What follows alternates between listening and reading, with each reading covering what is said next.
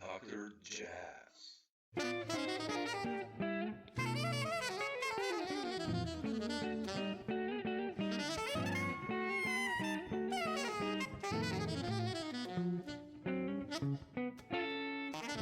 No, I'll cut this out. But no, I Dr. hear you. Also, Jazz. I don't know if you teach, but like 90% of us, of jazz musicians, I think we teach in Europe and in the States. It's just because the gigs have gone away, right? It's like, Look, in Melbourne here in Australia, there's plenty of work. oh, wow. There's plenty. If you're a young, most young, from what I've discovered. I mean, I was born here, and I think Melbourne in Australia is definitely the musical hub of this country. There's lots of opportunities to perform. There's That's lots beautiful. of venues that you can experiment, you can explore. There's communities of all sorts of music from jazz to lots. I mean, I produce for a living. Like I've been very lucky that from a very young age, I was heavily obsessed with not only the piano but creating sound. So Yeah. I started programming music in the early 90s, Wow, already. and Wow, that was the yeah, beginning stages, look, I'm actually. Yeah. 53. I'm not going to lie, I'm 53. So I've been doing it for a long time. But I was also very much involved in any TV work or any session music that was going on. I was a part of for many, many years, and I think I got to 45, and I started to learn to say no Yeah, because being a full-time pianist, I had to wear a lot of hats, and eventually it becomes you burn yourself out a little bit, absolutely. and it's an interesting lifestyle. I mean, I think every young musician needs to do it. Yep. In order to be open-minded about music in general, just take every job you can, try to make a living. It's different times today than what it was 20 years ago. Things are far more expensive. Um, but going out and doing shows hasn't generally increased in wages. So, I'm still getting offered jobs that pay the same as what they Oh did man, 10 years ago, 15 it's years the ago. So same here. It's the same it's the here. same, yeah. Like, So you got to pick and choose your battles. yeah, yeah, So I got to the stage, and I think one thing that lockdowns here, which were, as I said, were quite heavy, made me reflect on what am I going to do from this point onwards. And I turned 50 during the first lockdown. mm, And that's an interesting age because I still consider myself 20. And, I'm an old soul, but I still feel 20. I feel better now than I did in my 20s. oh yeah, Um, yeah, I had to decide what, um, what do I do to make a musical impact from this point onwards? mm, And I've been delving in all forms of jazz for, since, I spent, very early in my musical career, I did 12 years with Virgil, and we wrote an album together, yeah. I and want to go he- there. I he's mean, the, he's the next generation above me, and I grew up listening to him here in Melbourne because he's a local, and he was incredibly dedicated to the craft. yeah. Like, I've never seen somebody work so diligently at mastering the instrument. And I learned from him, just commitment, basically commitment. Mm, He just wanted to strive for the best that he could be, and he still does. I mean, he's just oh, incredible. I was 19 when I started working with him, and how did you meet Virgil? Since we mentioned him, like, what's your I story with him? I well, he was local. Yeah. I mustered up the courage to a friend of mine who was very encouraging. I was writing crazy music at a very young age, and a friend of mine said to me, "Phil, you got to give this stuff to Virgil." I said, "He's never." I was a kid, and I had a little MIDI programming MC500 sequencer that I would use to program music on, in its in its most primitive form back then. But I used it to its fullest capacity. And so this friend of mine encouraged. His name's Kev. He's one of my oldest friends, and he encouraged me to hand Virgil a cassette. And back then, cassettes were the only way we could share Yeah. material. So anyway, I did. I went up to him at a show and I said, "Oh, hello. My name's Phil. I've written some music. Would you have a listen?" And he obliged. He took it, and then 3 months later, he rang me and he said, "Oh, wow." He goes, "This is." Really? Oh wow, amazing. Yeah, he goes, I really want to. There was one piece in particular, and he said, "Oh, I really would love to use this for a clinic." So that led to me basically ending up in his studio and having a play, and from that we put OTV together. Mm. And we played together for a good 10 years before we released that album. Well, that's a monster. It's one of the best I mean, I had hate the term fusion, but it's like that I don't serious know what you would call it. I mean, young insects. Amazing stuff, yeah, man. That's it amazing stuff. and I wrote a lot of that material, and I Yeah, wrote yeah. it. um, a lot of that was what I had given to him. Not a lot of it, I should say. One or two pieces were what Native originally metal and that stuff, started. right? And I think it was Out of really, the Haze. okay. And I'd written parts of that, and it evolved over the years. Running from the Aliens, which Yeah, yeah. I've recently recreated, came out of. Oh, people ask me, "How do you write this stuff?" I said, "I have no idea. I just have my mind's ticking over all the time." So I think I came up with that. We were doing a sound check at a TV show, and I started playing. I started developing this pattern. And the guitar player with me at the time was Simon Hosford. He said, "Oh," he goes, "Brother, we have to record that." So I drove home and after this show that we'd done, basically started putting it down, and that ended up on the album. We never played it live until years later. And with the outer net was, and that's sort of a new venture, but OTV was, yeah, it was an incredible decade because I was so young. Mm, And we had a crowd for it. We could get a really decent crowd, and it's harder to do that nowadays. It seems like less people are going out. yeah, But it was a great decade of my life, and I learned so much from it.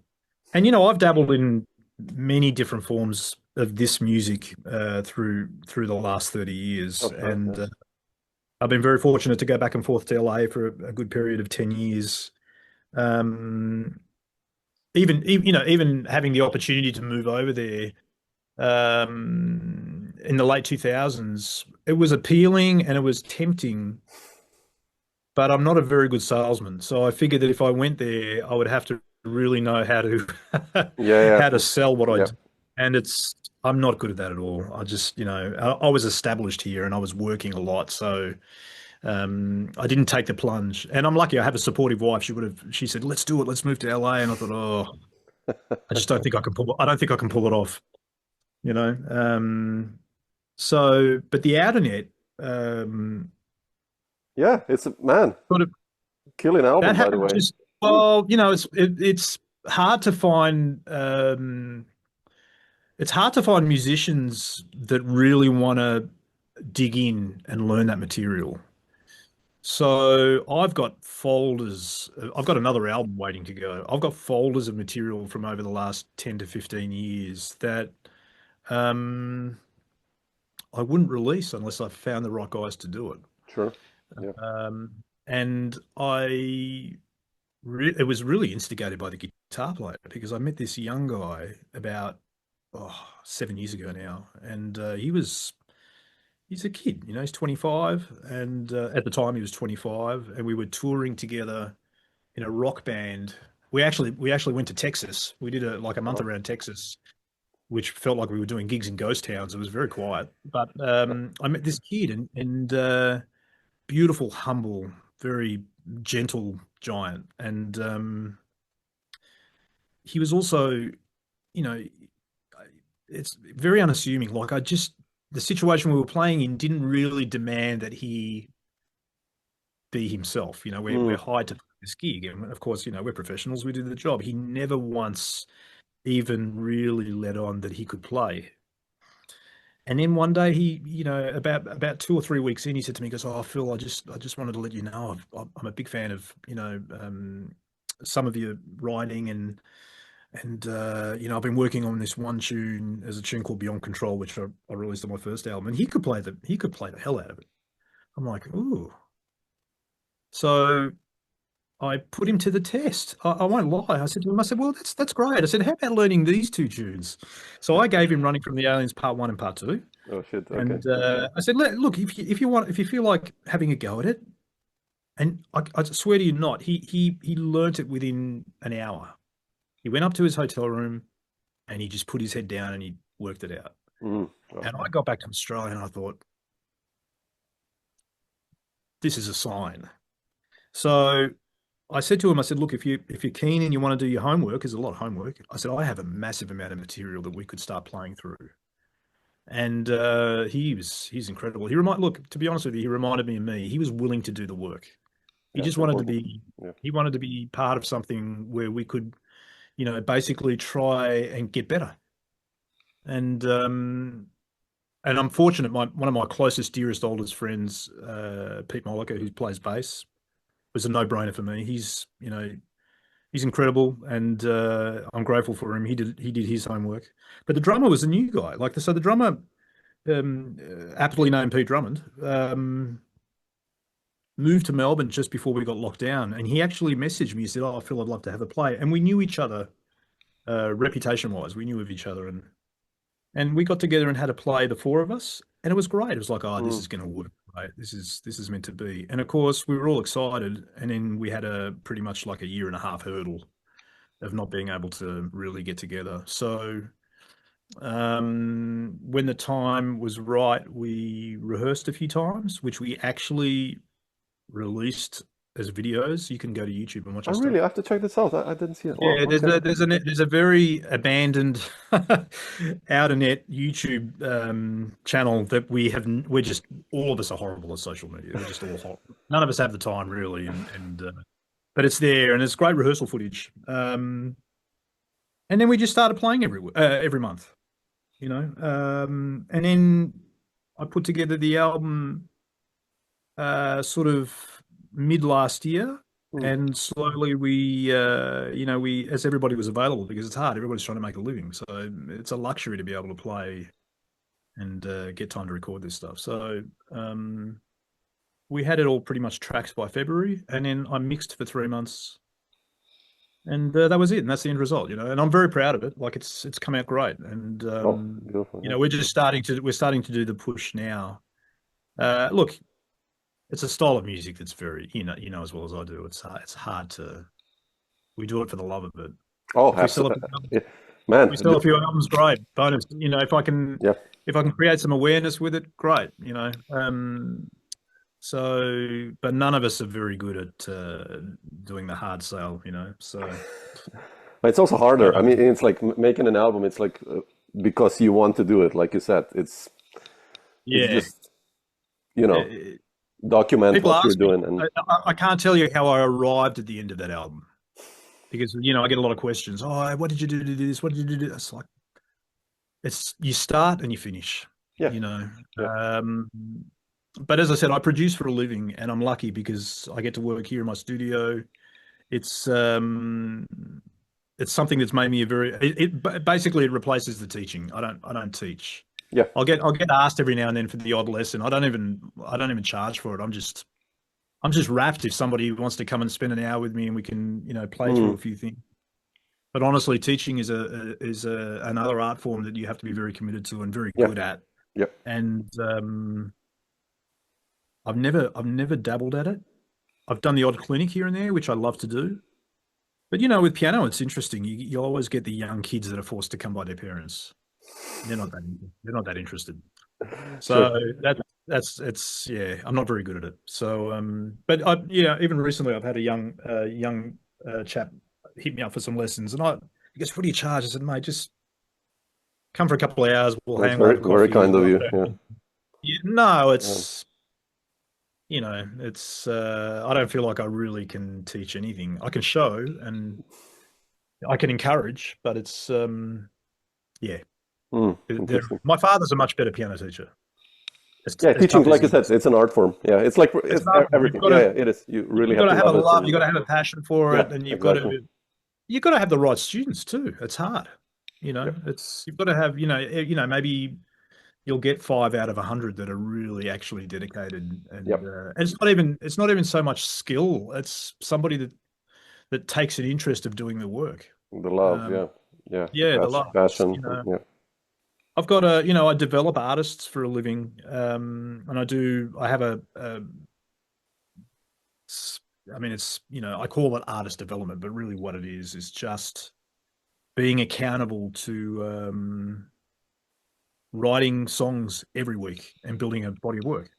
So I get a lot of, mainly late teens to early 30s. I've had some older artists come to me, and then every now and then you'll do the odd record company Sure. production.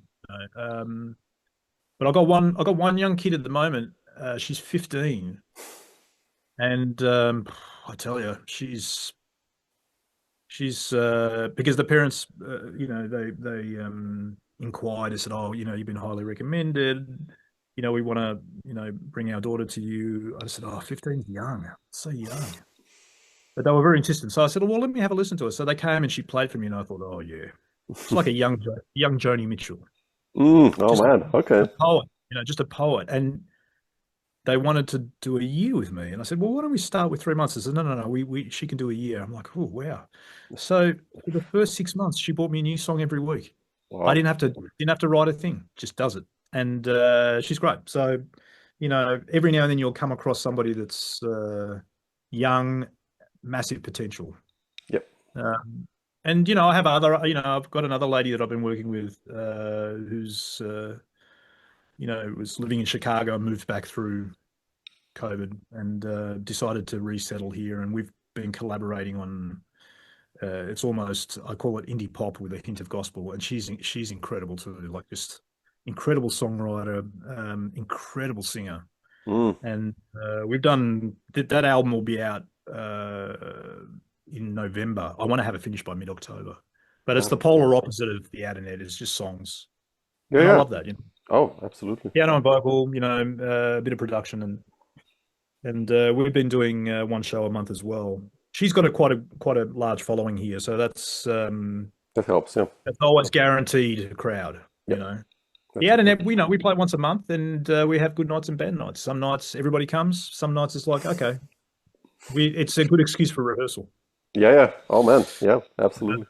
Absolutely. So yeah, Man, Phil, I wanted to ask you about speaking of writing songs, and yes, there's this tune, "The Crossing," which I listened to like a couple of times and kind of figure mm, out the rhythmic structure. It's like like this beautiful 7/4 happening, like lots of yeah, layers, and yes. it's amazing. Like, but like you mentioned before, that people ask you like, how do you write a composition? How do you structure a composition like that? Because let's say it's many layers, many. It's like almost like a movie soundtrack. It goes there, and it's Are you talking about part one? part one. Yeah, yeah. Like for instance, how Yeah. do you structure a song and a composition and knowing where to go and where does the Well, chorus come that in? was that piece start. I'm trying to think back. I actually wrote that. Oh, maybe 5 years ago. I actually wrote it for a video. I was hitting up different drummers to do different videos, Mm. and I actually wrote that with Virgil in mind. Oh, okay. I thought, what can I do that would interest him That to would be part interest of him. it? Well, I'm a bit of a, I'm an obsessive drum programmer. So I think I started by creating that arpeggiated loop Yeah. that the song starts with, and then just developing some movement underneath it, which it's all in seven. I can send you a chart if you want it. Oh, please, man. Yeah. Because Yeah, I started to listen it and I was like, shit. it's actually Once the it's simpler than you think. no, it is. I got it. Once the bass comes in and the groove, I was like, okay, that's Yeah, one. But in the beginning, when the yeah. loop was going on, I was like, shit, where's the one? Well, I'd written it in. So basically, I think I created this arpeggiated part in seven. Yeah. I orchestrated underneath that, and I tried to create layers that were moving against themselves, but uh, some where they joined up. Yeah. And I remember I particularly wanted the drums to be playing sort of like a five pattern over the seven, and then but also identifying where the movement was. It's yeah, and of course when you're programming that stuff, it's obviously a little easier to get it right. So, but that's the way I compose. I try to create layers, and it is all in seven, Yeah. except for maybe the break that's in five, I think. But yes, the drums were playing across it, and hence it was called the crossing because it's got many moving parts. Yeah. Yeah. And Pete played the drum part. I mean, he came up with this. I never want anybody to, say, "Hey, listen to my programming and play it like that." But I do sort of want people to take the essence of, the grooves for those What you have in things mind, yeah. and try to make them their own. And yeah, that was written. Really, that arpeggiated part started it all, and I would just orchestrate underneath it. Hmm. And I'm trying to not to take anything away from what anybody else does, but I'm trying to write. Let's use the word fusion, but I'm trying to write it in a way that it's joyful, Oh man, not absolutely. Yeah. and not too dark, because it can be, progressive rock can be quite in your face and dark, and I'm just trying to do the thing where it's there's a little bit more light at the end of the tunnel, Oh, it's very you know. groovy also, I mean, Yeah, the yeah. groove I is mean, there all the time, or funk, whatever you yeah, want to call it, like, that's it's not, yeah, when you listen to it the first time, I even remember Virgil saying, he goes, "Oh, there's a little bit of homework involved in that." But time just went by and I thought, well, I might as well use it for the internet, and we played it live. That's one of the rehearsal videos too, and it felt great. I thought, okay, well, this is going to mm, be killer. So then I wrote part two, which is a little bit more straightforward, yeah, and they seem to complement each other. And running from the aliens was same thing. I mean, we just sped it up a little bit. I felt like it needed a bit of a push. And in part two and three, I wrote over the last, oh, I don't know, 6 or 7 years. yeah.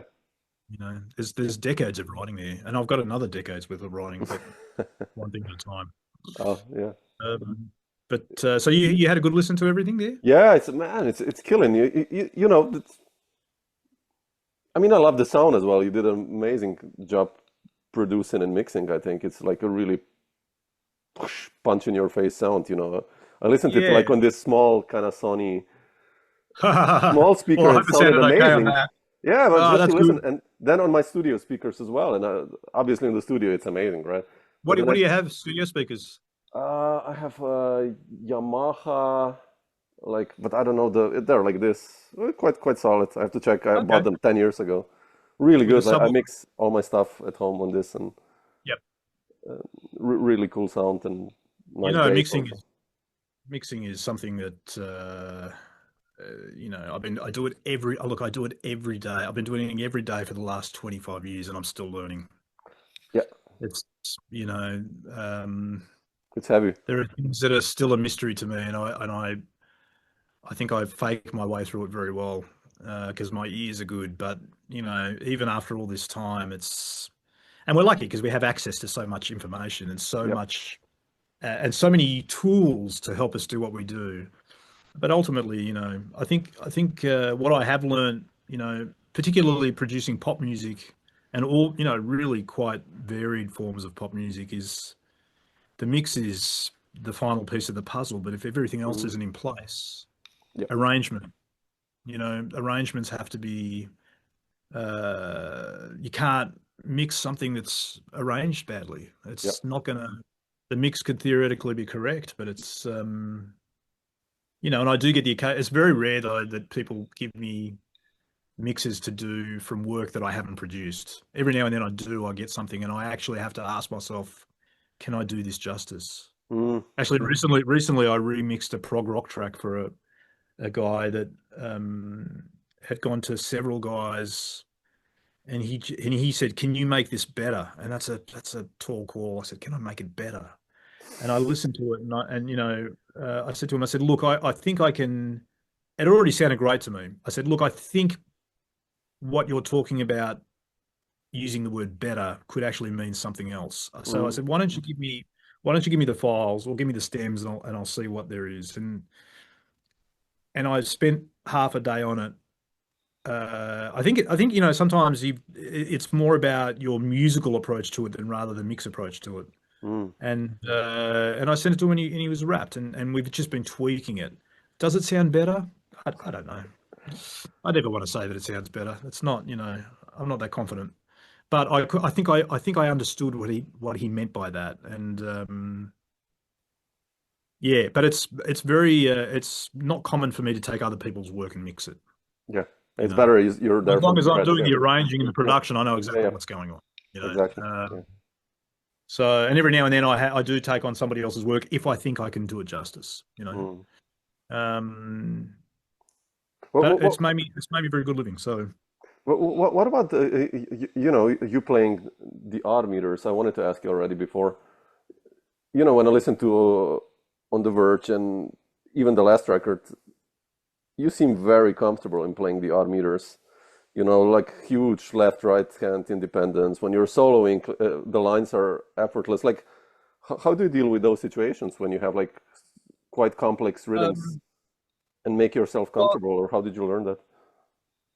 yeah, I think at a very young age I was very curious about um, odd time.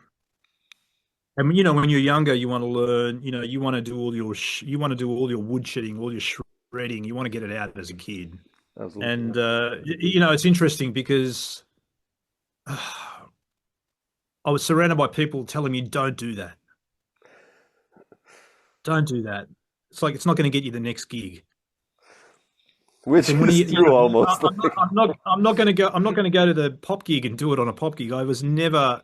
I mean, I don't. Maybe I don't know. I was young. I was also very confident as a young kid, but you were confident musically.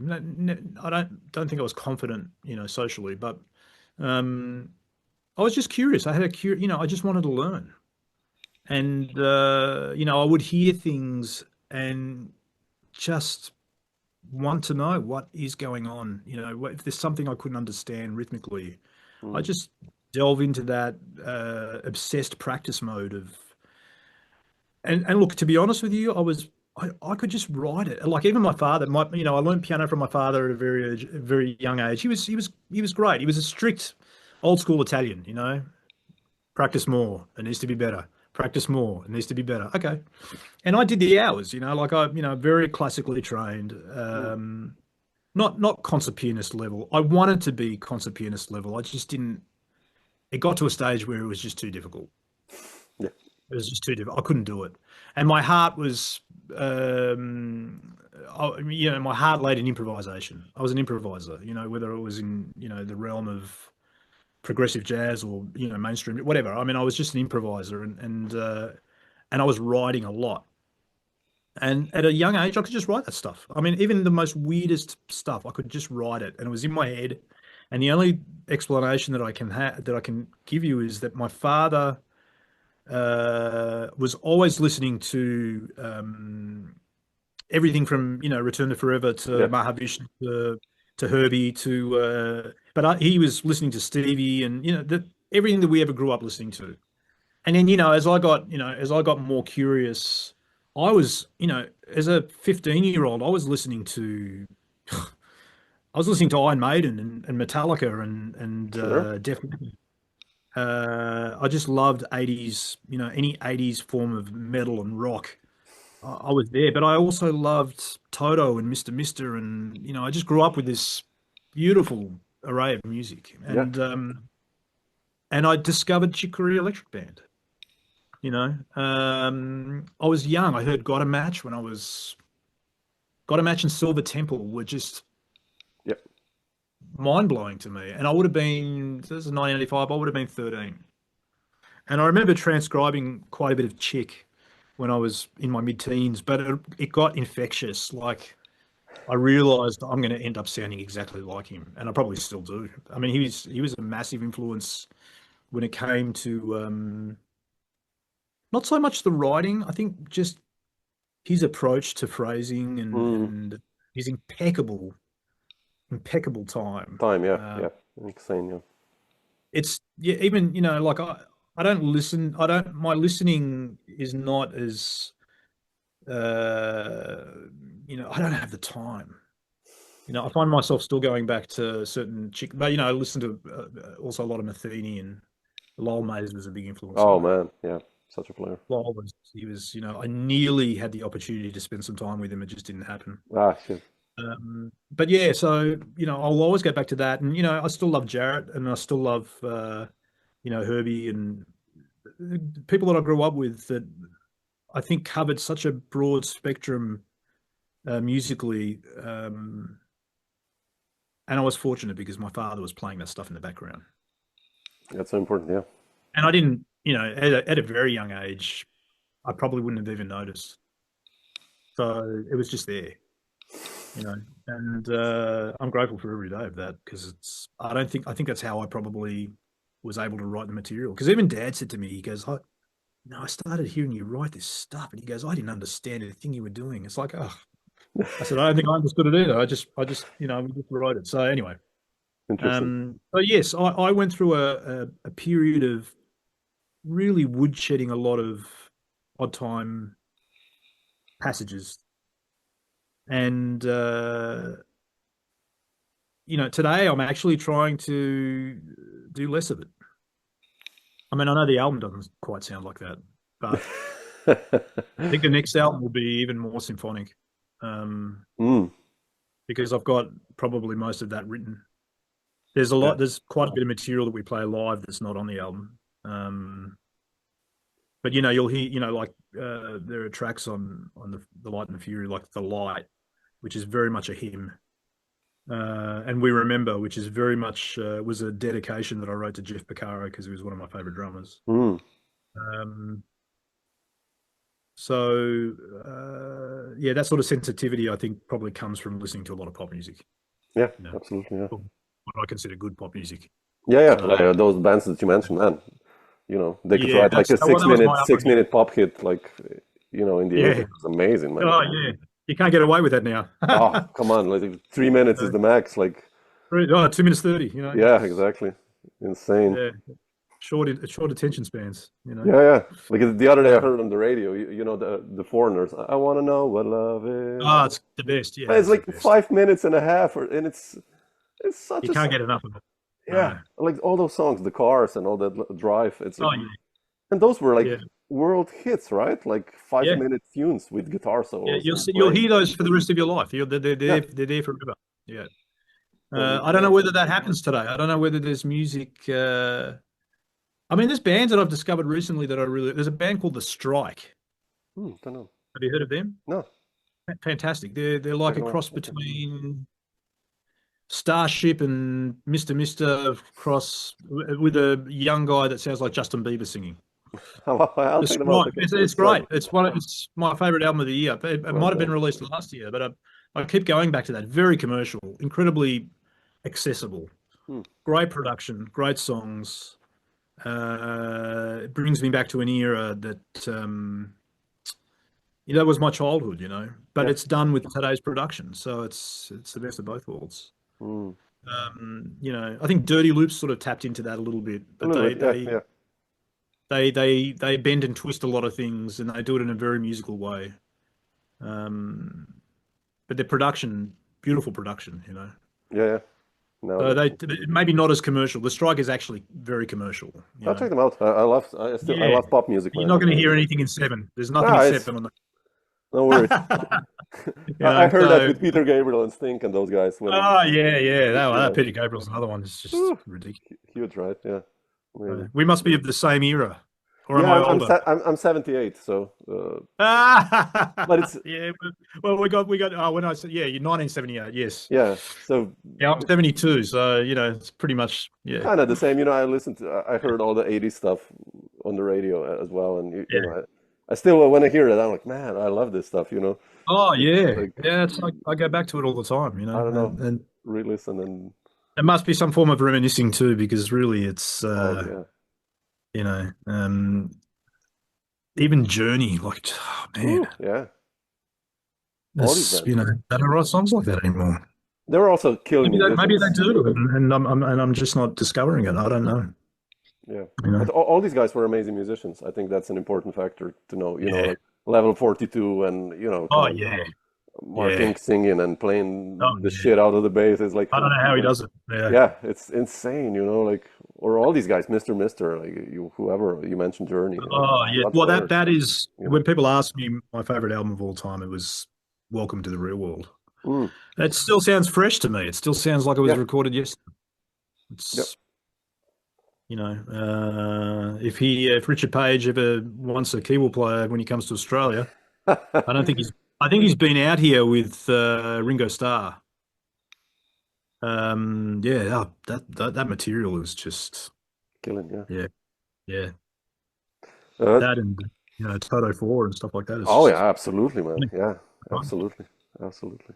So I have a little bit of all of that in what I attempt to do. So Yeah, that's good. I That's actually positive. I had a conversation with Steve Lukather about recording uh, the track We Remember that's on the Out and Out album, and Yeah. he was great. We're going back 10 years ago, and he was introduced to me by Steve Weingart, and we had an email conversation about it, and he loved it. But I think that those guys tour so Yeah, much. super They're busy. hard Yeah, to, super busy. So um, as the years went by, I figured no, let me. And my guitar player is so good. he's really good. He's Yeah. really yeah. Emilio's like I describe him as a cross between Steve and Brett Garsed. Mm, You know, he's got a little bit of Brett in him. He's got a little bit of Steve in him. He's got a little bit of Dan Huff in him. But he's very open-minded. He loves all music, and you really need that with the stuff that I write. with It's music like sort of, that, absolutely. Yeah, yeah, you need to have a little bit of everything in you, and open to to that sort of sonic environment. yeah.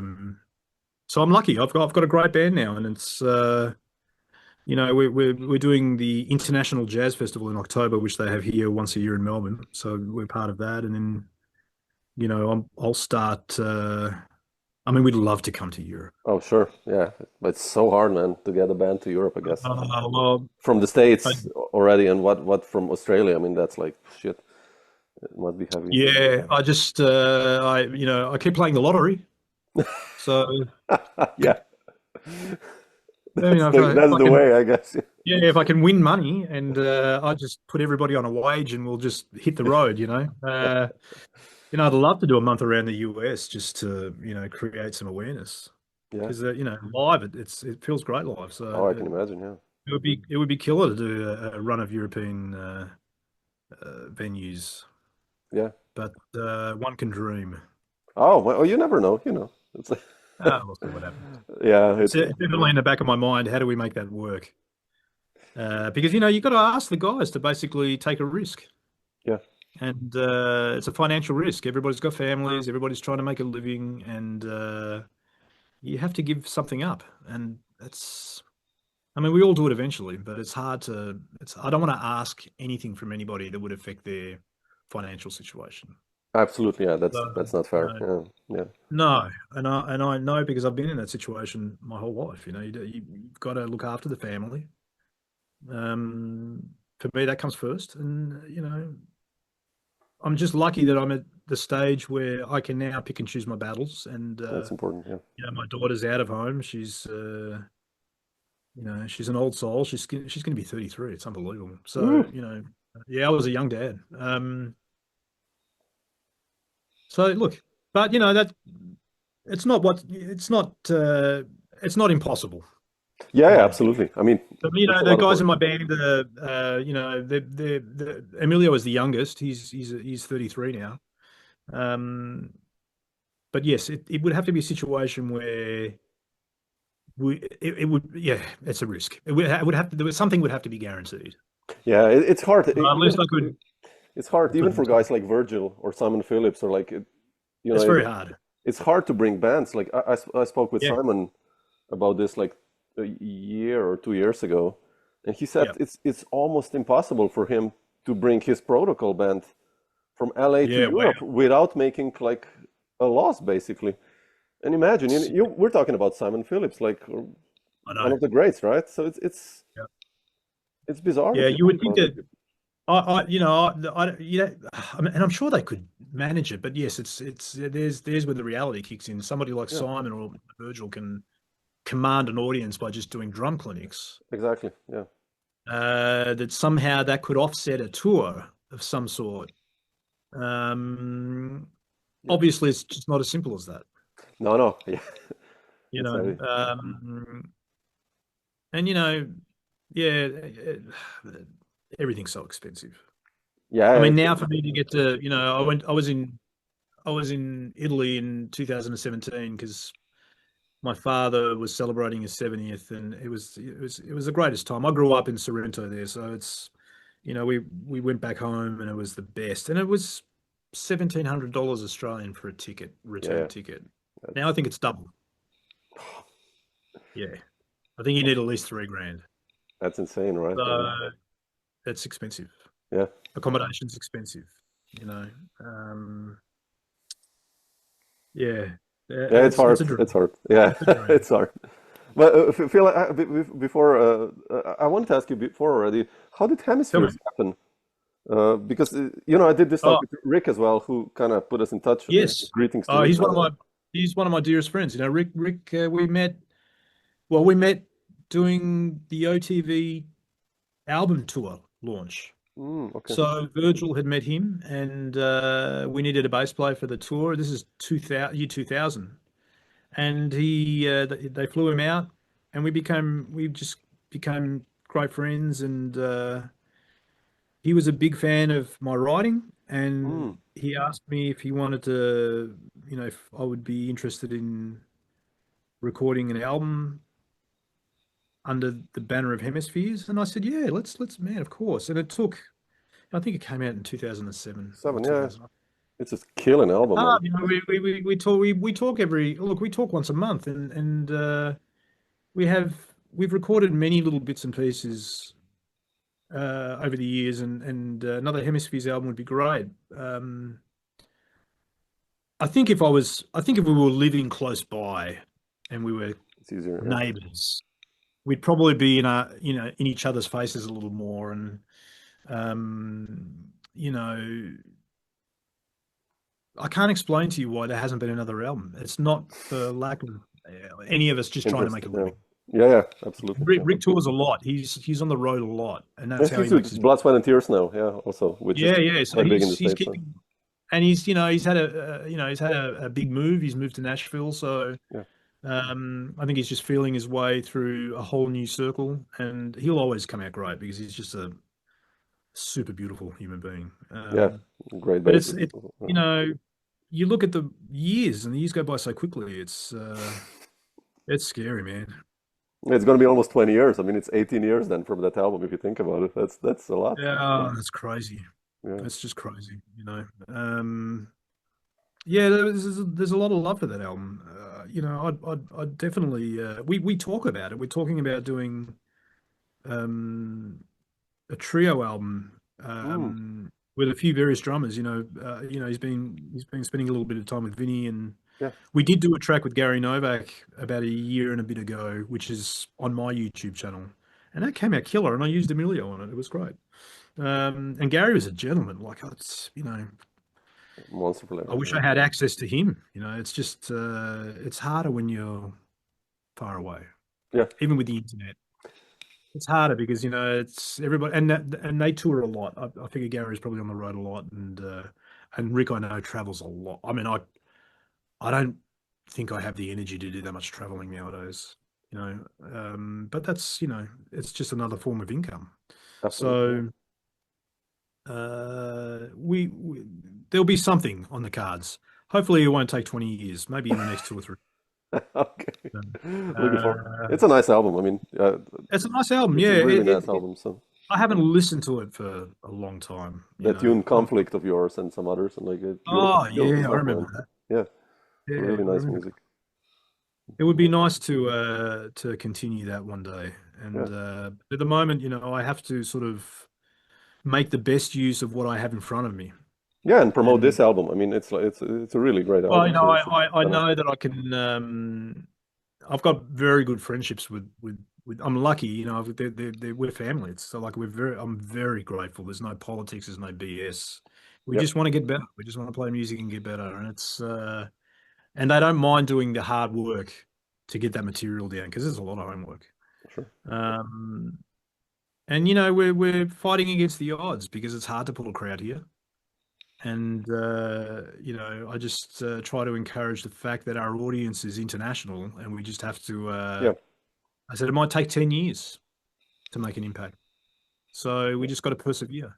And I tell that to all young artists. I think success in music is just perseverance. You got to keep failing and get back up and just keep trying. you gotta love You it, know? first of all. I mean, And you because got to love it, you know. But you got to love it's it for the yeah, right reasons, yeah, you know. yeah, Because I deal with a lot of young artists, you know, the instant fame thing is just not going to happen, yeah, especially in Australia. You know, you might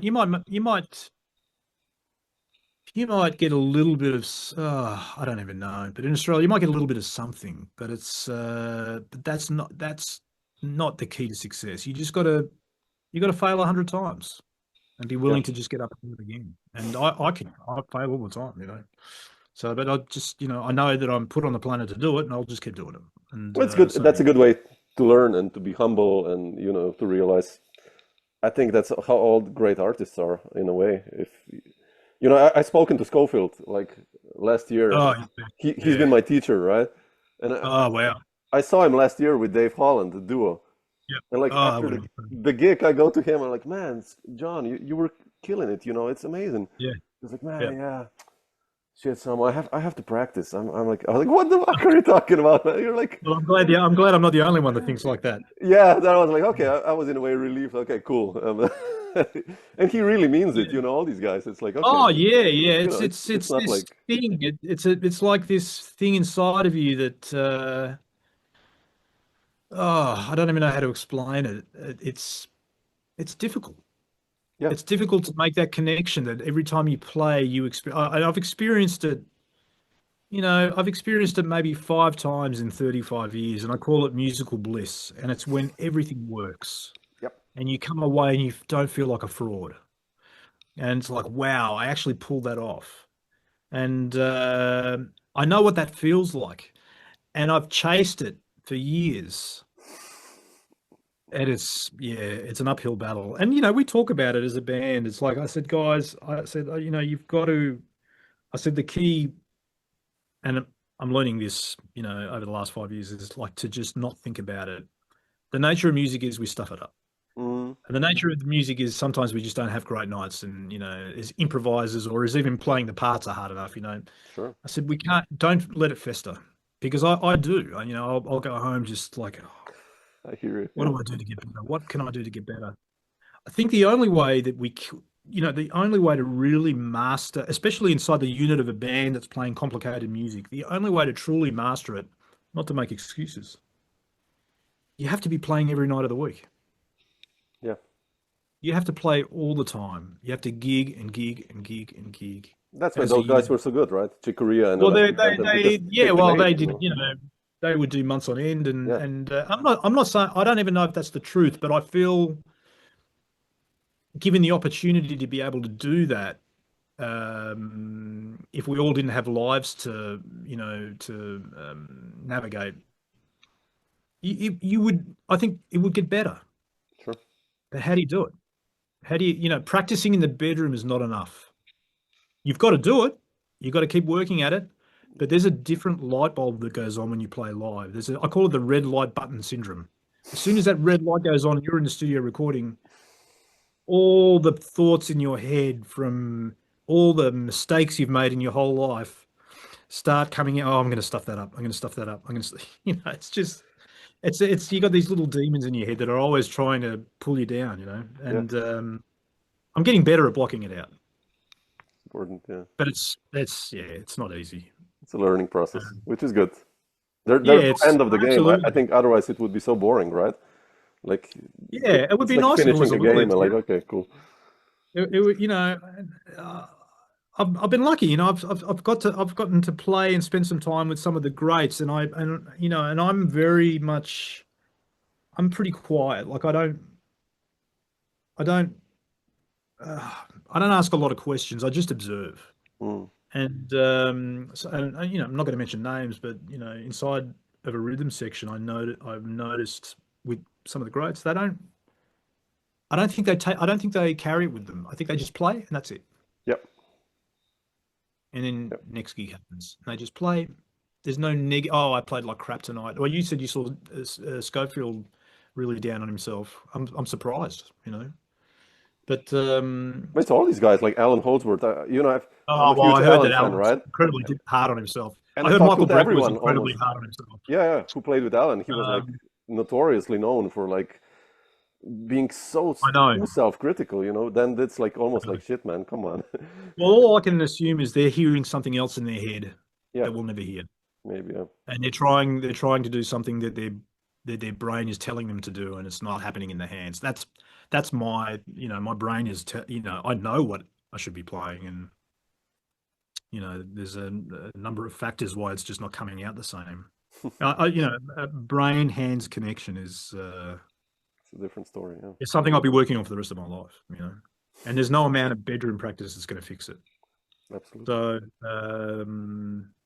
we've got a show on Wednesday, and I have to make sure that I at least play through the material once a day, just to play the parts.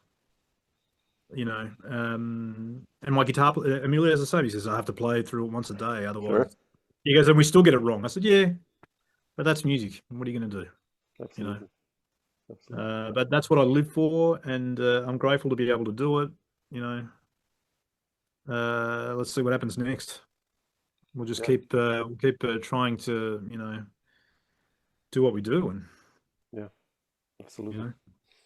Man, did you have Rick on? Did you had Rick on? Yeah. Well, it's gonna be out like in a month or something. Like usually I have a backlog, okay. so Right.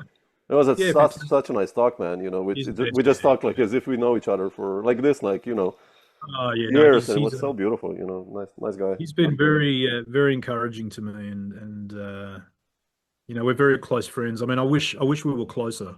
Mm. But that's just not the way it works. And I was thinking about heading to the US this year, but it's just the world is such a mess. The USA now, it's terrible, man. It's a mess, and I just I figure, do I want to go there? And yeah, it doesn't feel peaceful, so No. I'll just wait.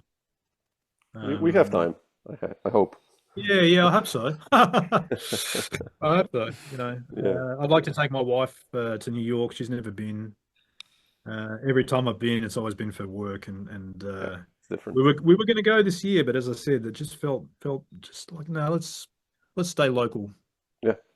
But that's me. My intuition has served me well, so let's see Yeah. what happens.